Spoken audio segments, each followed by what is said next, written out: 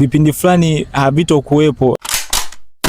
Hi, it's Miss G kutoka Safari ya Wasomi, na tuna mada tunasema ni tukio gani au ni matukio gani yanakufanya wewe uenjoy kwa mwanachuo. Tuna kaka hapa atatuambia yeye ana matukio gani ambayo anaenjoy kama mwanachuo. Habari kaka? Safi, vipi zako? Safi, unaitwa nani?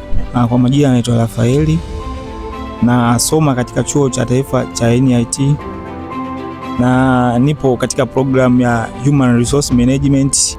Binafsi mimi kitu ambacho napenda zaidi nikiwa chuoni pale ninaposikia kwamba vipindi fulani havitokuwepo, yani binafsi hicho kitu mimi na fly sana of course.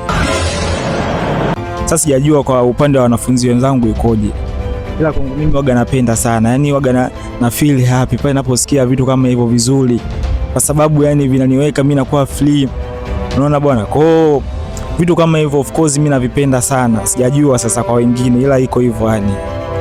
Hayo ni maoni ya kaka. Kaka asante sana.